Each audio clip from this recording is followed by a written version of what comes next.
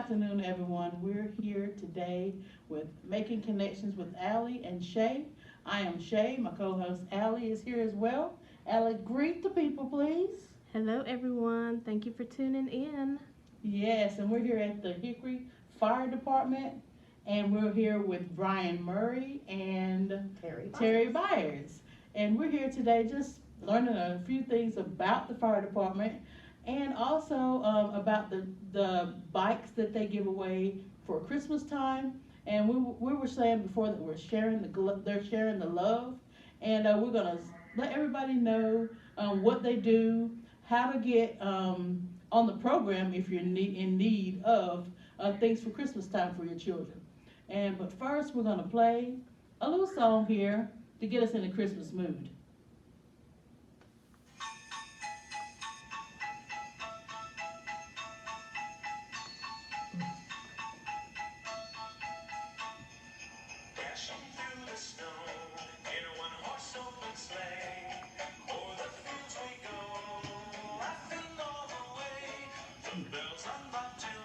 While y'all are listening to Christmas music, I'm going to open the door and show you the bikes.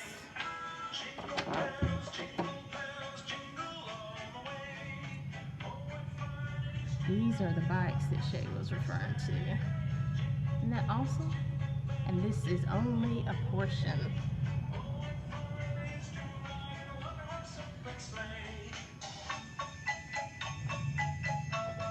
Thought I was going to catch Brian dancing. I saw you get into it.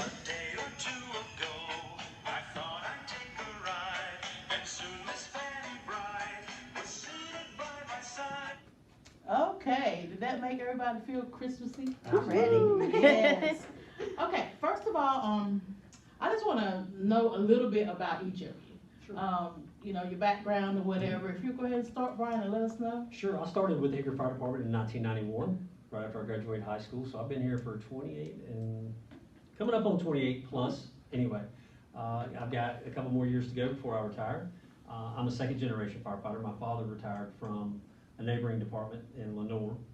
He retired as a deputy chief there after doing 30 years. So that's why I ended up in Hickory. Is I couldn't work at Lenore Fire Department because he was there. So that's what got me to come across the river. And I've been here ever since I started in 1991. Oh, great. And I'm currently the deputy chief. I'm over all the guys that ride the fire trucks. Awesome. Okay. And I'm Terry Byers. I am the Fire and Life Safety Education Coordinator, which means I go out and get to teach all the fire safety stuff to make sure people are being safe so that we don't have to have a fire. Hopefully that's the goal. I've been with the department 30 years, right at 30 years.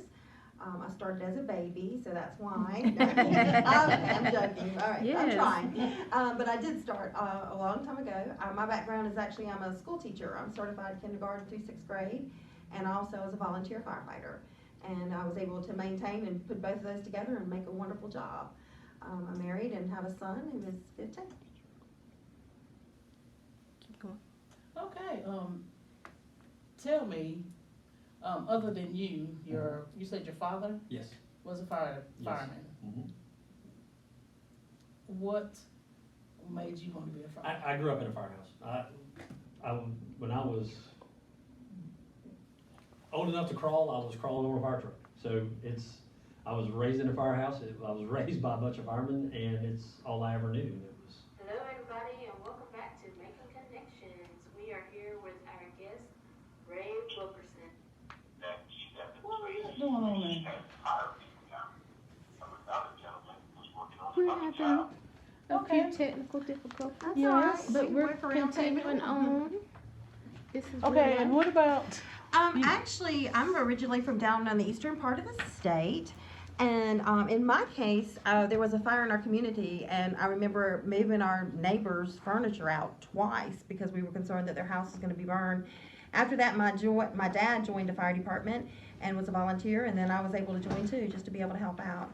I later found out that my grandfather was in the fire department and all these kind of things, which I did not know until I got into it a little while later. Oh, gee, okay. It kind of gets in your blood. It's Yeah. it's one you can't get away from. So. Right, right. And you have to have a love for helping people to be You have to like a people. fire That's person. right. You do. You have to have a servant's heart. You do.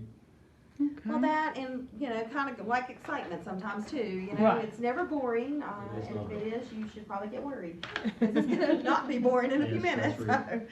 But, it's a great group, and we've got wonderful people that we get to work with too, so it makes it Okay. easy. Now, we know that it's coming up on the holiday season, and the fire department does something great with, for, children. If you would elaborate a little bit on that. So the Hickory Fire Department, we have one charitable event we do every year, one main focus, and it is the Bikes for Bikes that we do every year at Christmas time.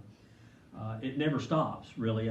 You basically get January and February off, and then it pretty much has to start right back. So for 20 plus years, we've been doing the bikes. It started as a group of guys just getting used bikes in from different people or themselves and repairing them, putting new tires on them, putting new grips on them, doing whatever, and potentially maybe coming up with 6, 10, 12 bikes to give out to some needy families. That's how it started. And then it just evolved into, well, people started hearing about it and they started bringing bikes, and now we're getting 20, 30, 40, 50 bikes coming in every year. And it started becoming not cost effective to fix and get the bikes fixed. So it ended up, now it started becoming a fundraising event to start buying new bikes. So that's where we are now. And I've been over the program, this is my 4th year. I've been involved with it for all the years that I've been here, like everyone else in the fire department is, as far as helping put bikes together and doing those things. But for the last 4 years, I've been in charge of that program. So I thought I knew what it took, and I've had quite the education. But it is a big deal. It's a year-long fundraising effort, boiled down to 3 to 4 weeks of chaos, because the applications, so you don't know what the need is until the day after Halloween. Typically is when I get my notification of how many children and how many bikes are needed. So basically between November 1st and December 1st, I have the opportunity to make the connection with Academy, who's we've been using for the last 3 or 4 years, and getting the bikes ordered, which we all know what falls in there around Thanksgiving is Black Friday, and that just for some reason seems to be when the bikes always show up that we've ordered. This year we're probably in that 325 bikes range. Just a few years ago we were in the 550 range. So it fluctuates from year to year, but you get the bikes in and you got a couple of weeks to get them ready, put together, and then to the Christmas Bureau ready for the giveaway, which is Monday and Tuesday of next week. Oh, wow. Yeah, it's a big deal. Takes a lot of work, huh? It does, it really does. The biggest hurdle obviously is the fundraising. I mean, we've got about $20,000 to $21,000 invested this year that we had to raise, and it was a struggle this year. It was hard to get to that number, but we had a lot of just citizens, and we had some corporate people that came on board sort of the last minute and really pull us to the finish line of where we needed to be. We didn't get every bike that was requested this year, which was a letdown, but it was a very large need year apparently. So we did the best we could, but we're there. We're showing up with a lot of bikes. So. Okay. And if you would let us know how you can get a bike and what criteria you have to meet to get the bike. Actually, the Christmas Bureau is something that people apply for in October, and that opens up every year in October. And if for more information about that, you can call the United Way and get an application as far as that goes. But also, you can go through the school system or social services. And then we work with some of the other agencies that are in need in the area as well too. But it's October, and then from there, there's certain requirements that they require. You have to have verification that you have children, the age of those children, that kind of thing. And then from there, you're given a date that you show up, and that will be, like you said, next week. So. Okay. And so the people just come in and you already have what they need of? And Yes, okay. we receive basically a card or information that says we need this many bikes for this age of the child. And then we're just one of many agencies that pull together for the Christmas Bureau. It's got the Salvation Army, their stockings. They also have the coats for kids that they bring in, that folks donate their coats and they're cleaned by dry cleaners. We have a group of teachers that work on the teen center. They focus just on getting gifts for the teens as far as that goes. And then there's even food vouchers, and all of that comes together. course, our Safe Kids, they provide the helmets for those bicycles that are going out of the building, as well as they also are checking car seats too. So it's a wonderful effort of all these agencies pulling together to make this 2-day event spectacular. So. Yeah, that's a wonderful resource here in Hickory that, I mean, I didn't even know about it myself. So maybe by doing this, you'll have other people aware of it. So if there's a need next time around at Christmas time, that they can apply and, you know, be able to fulfill the need. Right. And the biggest need, and Jerry can correct me if I'm wrong, the biggest need is identified through the school systems, and that's where a lot of that information they gather and make the parents aware of is through the school system. So, which is a good thing, because that's gonna reach pretty much 100% of the kids in the county too. So, and ours doesn't end after the giveaway next week, so we do that. That's primarily the intent of the program, is for the bikes for tykes, but there's always families that move in this week. And I'll have a school teacher that'll call me and say, I had a family move in this week. They weren't able to get involved in the Christmas Bureau program. Is there any way you can help? And so I'll end up buying another 20 to 25 bicycles after the giveaway. It could be a foster mother who gets 2 or 3 children placed in her care and says, is there any way you can help me? I just got 3 kids at the last minute added to my home. So we try to pull through. And then also, you hope it doesn't happen, but in the event that we have a fire this close to Christmas, we're able to rally up there and try to get things done for the family if they've lost anything and everything at Christmas time. So we're able to try and pull together and salvage something for them when it comes to their children at Christmas, especially. So. And our community has so many resources that are out there. So if there is a need, contact the Salvation Army. If it's just your need is just come immediate. The United Way is another option. You can also go to 211. You can call that number. 211 is a state United Way funded number, and they help with resources. So you can call that number, or you can also go on the computer if you have access, and you can do that too, 211.org. So, but if there's a need, let someone know. That's the biggest part. Yeah. Okay. And okay, you were telling us before that not only here at this fire department, but you have other fire departments that help out putting the bikes together as well. So it is the Hickory Fire Department's Bikes for Tykes, but the Christmas Bureau is not just about the city of Hickory, it's about Catawba County children. So the bikes that we're distributing next week and everything else that goes along with the Christmas Bureau is for children throughout the county. It could be anywhere from St. Stephen's all the way down to the Sherrills Ford area. It could be anywhere in that region. So it is just an event for us, but because the number of the bikes that come in and the time frame that I was telling you about, we have several of our departments that do help out this year. Conover's helping us, St. Stephen's Fire Department's helping us put bikes together. Years past, Newton has helped us, Approach Crossroads, Longview. We've had a number of fire departments step up and say, yeah, give me 50, give me 100 bikes, we'll put them together for you this week. So it really helps our guys take the burden off of having 500 bicycles sitting out here to try to put together. But they're all really good about coming to help us. They'll come help us load them. They'll come to the Christian Bureau and help us get all the bikes situated. And so it's a group effort. It really is. And they're always eager to help us with anything we ask them for. That's great. That's great. Yeah. All for the love of children. I mean, That's helping to provide a child and help them smile on Christmas Day. That's right. I think that's great. And the relief, as we said before, off of the parent, because they're ready, they're able to give their kids something. Yeah, and you can see it at the giveaway. You can really tell that some of these parents you can see it on their face. They just realized, wow, what a blessing I just got for this year for Christmas, because I don't know I've had parents say that. I don't know that they would have gotten anything if I hadn't been for this. So it's nice to know that the community pulls together and able to help these families. Yes. Yeah. That makes me happy that my hometown, That's right. does something like that. It makes us very proud too. It does. It really So, does, yeah. and we're so fortunate. There's so many community folks individuals that just want to help, and that's where all these resources come together. So it's really cool. And we serve the community every day in the fire service.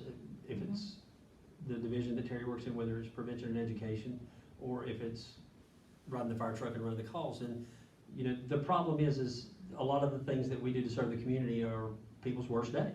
Right. It's fire, it's medical related, whatnot. It's a vehicle accident. It's nice to be part of, for these guys especially, part of something that's not tragic or not chaotic or life altering for a family in a bad way anyway. So it's nice for these guys to be part of something that's giving someone that needs something that doesn't require showing up on their worst day, so Right. that's the other good part for these guys. Okay, we're gonna go a little bit from toy giving and talk about, safety when it comes to the Christmas trees in the homes. The biggest part with that is, while you're decorating, is to make sure that you're decorating safely. So that begins simply with watching out for drop cords. If you look at the drop cord and it's got wires that are coming through, then don't use that, get rid of it. If you are putting your lights on and you're noticing wiring sticking out or bulbs that are broken, those need to be replaced immediately. That should not be put on there. And then if you have a tree that has been cut down that's live, it needs to have that water, and it will soak up a lot of water and it will dry out otherwise. So that's probably one of the biggest parts, is just making sure that your tree is being watered as far as that goes. Okay. And we're teaching that through our schools this month, actually talking about things that they can do to be safe. Right. Another thing too with the decorating for the holidays, candles. Beautiful, we love candles, but I really like the ones that are fake, that look real, Right. because they're a lot safer. Yeah. Candles can be an issue, so you have to really be careful. We've had cases where people forgot the candle was there and they left, and then we were there, and we by no means want that to ever happen. So first, foremost, think about safety in your home, and then just watch out for those candles. Our biggest cause of fires in Hickory, though, believe it or not, any time of the year, but especially this time, becomes cooking. We are cooking those cookies for Santa and all our friends, and we forget. We're too busy running around doing other things, and we forget it. So you've heard of stand by your man. Well, we want you to stand by your pan and stay with your pan. Yes. If you're cooking, stay with it. So vital. We've had too many fires that could have been avoided by simply someone just getting busy watching something on TV or Hallmark Channel or whatever the case might be, and they're forgetting that they're cooking. So please stay with it, for sure. And I've seen that, one of the last fires I remember that was a cooking fire when I was on shift, was a lady who was cooking some green beans. And she was cooking them for a long period of time. And she got busy and I remember some things I needed from the store. She left, she went to the store, they boiled dry. She ended up leaving the grocery store, remembered something else that she needed to stop by, and she forgot that she had beans cooking, and she showed up, we were there. And that's never a good thing. Wow. Yeah. And one thing too, if you're cooking and it does ignite or catches on fire, if there's oil involved, don't put water on it. We've had cases where that's happened and the person got injured. So, I mean, you're already having a bad day, you're burning your food and maybe your home, and now you too. So water doesn't work for everything, that's a key. Instead, put a lid over the pan, that way you kind of can take away the air from the fire, and it's got a better chance of putting it out. Don't pick it up and run with it, by any means. Okay. Good information. Sure, and if they want more information about how to be safe, they can either contact us at 828-323-7521 is my number, and we'll be more than happy to send them information.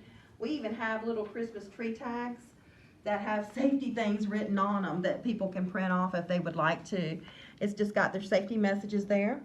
Of course, electricals, fire safety too, is always a time of the year. If you've seen that show, National Lampoon Christmas Vacation, everything they do, we don't want you to do when it comes to being safe. So stay away from that. Don't plug in the 50 things all together. If your lights are going off and on, then you need to really be careful. That's a warning, a sign to say, hey, watch out. And then, of course, it's colder weather, too, so we've got some heating safety and as well as Christmas tree safety information, too. So we'll be more than happy to share that because we want to keep people safe. If you're looking for presents for people, a good idea to show them how much you do love them, because if you're talking about sharing the love, we want to make sure firefighters, we share the love by making sure people have smoke alarms in their homes. And we can do that for free. They simply just need to contact us. At the department, we have some agencies that have given us, we've been writing grants, and so we've been able to get funds. So we'll actually come out and install smoke alarms in your home for free. So that is definitely a savings, and most importantly, we can help show that people, we want them to be safe. So we typically install one in each of the bedrooms if where somebody sleeps, and in the hallway. So that's easily contacted us and let us know. We'll set up a time, put them up for them. All right, that's great. Because that gives you a call, gives you notice. You're sleeping, your nose doesn't always smell the smoke, and that will help. So. Right. Okay. Well, we've talked about the Christmas giving, the bicycles, and Christmas safety. Now we're going to get into talking about this station altogether. The equipment and what it takes to be a fireman, and the endurance you have to have in order to be able to carry all the equipment that you carry and stuff. So we're gonna let you get started on that. Well, Just tell us. One, you just have to be crazy. You just, I'm just kidding. No. Yeah. So, That's fun too. yeah. So it's a profession that doesn't require a lot on the front end, but it's going to get you on the front end in the same way. So as far as the Hickory Fire Department goes, if you apply for us, you have to have a valid driver's license, you have to have a high school diploma or equivalent. And once you come in, then you go through a recruit class. So you don't get hired and you get put on a fire truck. So you have to go through a recruit class, which we have one starting in January for a group that we're now hopefully putting on the truck in the very near future, because we need them. And they will go to school every day, Monday through Friday, 8 to 5 for 12 weeks. So we can get you certified. A lot of the people that apply with us, though, are already volunteer in their community somewhere else. So they already have a lot of those certifications. They already have the Firefighter 1 and 2. And that's about 400 hours of classroom to get that certification. It's no joke. And we also, because we run medical calls, a lot of people come to us, they already have their emergency medical technician certification where they can treat people medically. And that is a classroom portion of at least 100 hours, but then you also have ride time that you have to go and ride on an ambulance. You have to go and do time at the emergency room so that you can see every aspect of what that call will entail. So it just gives you the good foundation of knowing what that patient is going to start here and end here. So you have to do ride-alongs and things like that. Then you have to sit before the medical director in the county and show them that you know what you're doing for oral boards. So it's And that's no joke. that is either. no joke. That is Not a right. bit. That is as real as There's they are. testing, written testing, and practical. So those are the two primary certifications that a lot of people come to us with, but that doesn't end there. So we also, as you saw the one truck out here that that's our rescue truck. So we do provide technical rescue here. So we do what's called VMR, which is vehicle machinery rescue, which is basically your car wrecks.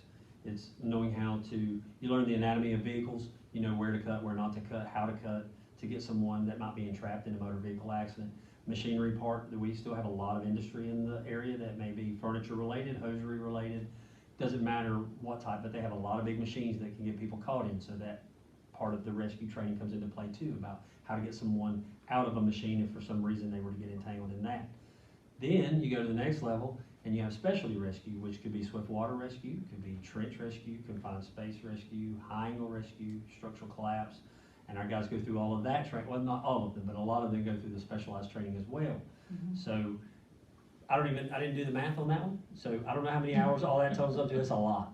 So we can bring you in on the ground floor with nothing and get you to a point, but it's a lot of work on the new employees' effort. I mean, there's a lot of work. And our training doesn't stop. So we go through training a lot of the people, the department sanctioned training is what I should call it, is required. So they go through X number of hours every month that they have to get accomplished, anywhere from 9 to 12 hours a month that they have to do, whether it's rescue, fire, or EMT. But then these companies also do a lot on their own. So the captain may tell his crew, hey, we're going out today, we're going to do some hose practices, we're going to go do some ladder practice, we're going to do something, because everything about our job is what if, and everything about our job is what might happen. So you don't want it to ever happen, but you also don't want to sit around and not do anything, and then when it does happen, you're not ready for it. So our guys are training, most of the training they go, or the things that they do in this job, 80% of it is practicing. 20% of it is actually applying it, but you want them to be ready and be proficient when it does happen. So they're always in the middle of something. So it's never ending. It never is. And we were showing you a little bit about the equipment, or talking about the equipment that a person would wear, depending on the job. If it's a medical call, they're going to be wearing medical gloves, maybe a mask, that kind of thing, or something. But of course, if it's a fire, they have to wear certain gear. They're wearing the boots, the pants. They have to be able to get in all of this stuff that I'm going to tell you in less than a minute. That is a requirement. But they get the boots, pants, coat. We've got a hood that goes over. The goal is to protect all of the skin, and you want to have it covered up. Then, of course, they'll have their coat on, their gloves, their helmet, their air pack, and then there's a mask as well. And the goal is, again, like I said, to cover them all up, because they're going into hot environments that are 300 and up, or depending on what's burning. And then they have to be able to get in all that in 1 minute. So, It's not light. It is anywhere from 35 pounds up to 70. I think one of our guys weighed, and he had some extra tools and stuff that he carried with him, and he was carrying about an extra 70 pounds. So not counting if you have to carry somebody or the hose that you're gonna be pulling and that kind of thing. So it can get tedious, and that's why we have that wonderful workout equipment out there as well too. So. Yeah, the guys, the department, we do have mandatory physical fitness, but even before we had the mandatory physical fitness, the guys were down there because every year they have to go through a physical agility test, sanctioned by the department that they have to pass. And they have to pass every station, and they have to pass it within a time frame. And that, no questions asked. And we also, if you go out and if you get hurt, whether it's playing in the backyard with Johnny or if it's on duty or whatnot, so, and you have to have surgery on your knee or surgery on your shoulder. So once that doctor releases you to come back to work, you have to go through that agility test before we'll let you get back on the truck to show us that you can do what's expected. To show the guys as well, because it's not just about you, it's about the company that's relying on you to pull your weight. So there's a large responsibility with it. But in talking about that gear, it's cold out today. And I guarantee you when those guys got off that truck that they left on a while ago on that call, I guarantee you somebody was sweating. So you can only imagine what it's like in the middle of August. It's You wear it in extremely. the summer too. It doesn't matter when. Yeah. It's so you all really- year. But if they have skin exposing, because Terry's right, we preach it, and you don't have to preach it, but we do about no skin exposed, whether it's right here where the cuff and your gloves meet, or if it's the hood. If skin's exposed, when they go into a fire, they know it. I know, in if you're about like a me, second. when we started, Yes. you didn't wear hoods and other That's things right. like that, and you would, you could feel it with your skin and so forth. I've been steam burned on my neck Yes. before. So That's right. our goal is for safety for our personnel, and so we want them all covered up. We've just got some new hoods that help with cancer prevention. We were talking to you about some of that as well. And that helps, again, we wanna make them safe, so we keep Yeah, them. and the for the long technology term. that's changed since Terry and I started Big time. way back in the day, with the thermal imaging camera that I showed you earlier demonstrated, just things like that have really made the job better, and easier for our guys, and more proficient. It makes our job faster, just like the camera, instead of searching the room just with your hands, with your eyes closed, basically, in a smoke-filled room. Now you can scan that room in a matter of 5 seconds. So it's making us better at what we do, what people are expecting us to do. And just like with the extrication equipment for the car wrecks, those things have come, we now have battery powered ones. We don't have the pumps and the hoses with the jaws of life to cut your car off with. Now we can go down the bank, it's got a big battery on it, and just like a drill that you would use at your house. So we can take that down a bank and we don't have to worry about getting the truck real close. Right. So technology has made our job made us much more proficient. And that's the goal, because if you're involved in a wreck, you want to be getting out of there as quickly as possible, and you want to get the help, that you need as far as through the hospital and stuff. And so our goal is to get the person to that help as quickly as possible, but as safely as possible. Okay, so you're primarily here Yes. at this. So is there a day that the truck doesn't go out at all?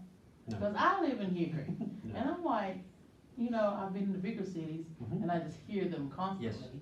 But here I'm like, do they go out every day? Well, they do. We probably, if you averaged it out, we're probably gonna be in the neighborhood of 7,000 this year, calls. And Per year. so if you average it out, we probably average, Terry, you can help with 20, 25-ish a day. Some days are more, some days are less. Really? Obviously, Weather if makes you, a factor. yeah, Oh, yeah. obviously, Wow. I'm a full believer in Friday night and full moon. That's real, I'm telling you. Not calls- proven, but it is. Yeah, I don't have data to support it, but I believe it. But we're spread out. So if you take Charlotte is very dense in the center city area. So you would hear, plus you have a lot of the large buildings, so you will hear everything echoing off, bouncing off buildings. So it's very easy to hear those trucks. Hickory's very spread out. So, we have 7 stations. So depending on where you're located and depending on where exactly you're located, some of our major running routes may not be near you, so that's probably why you don't hear it. But yeah, we average probably 20 to 25 calls a day in the city. Yeah, we're steady. I thought that. Yeah, we're steady. And depending on which house you're in, you're more busy. This house is very busy because it's in the middle, so it Right. overlaps all the other fire districts in the town, so they're quite busy here. And we've got maps around, that's our art, but they're Yes. functional. But we have maps around, so you can kind of see at some point where the stations are and how they overlap. But we do respond different numbers depending on the type of call that it is. If it's a wreck or something, just a plain wreck, then you might just see one truck. But if it comes in as an alarm in a business or a fire or something like that, then you're going to actually get 2 engines, a ladder truck, and then possibly the rescue truck as well too.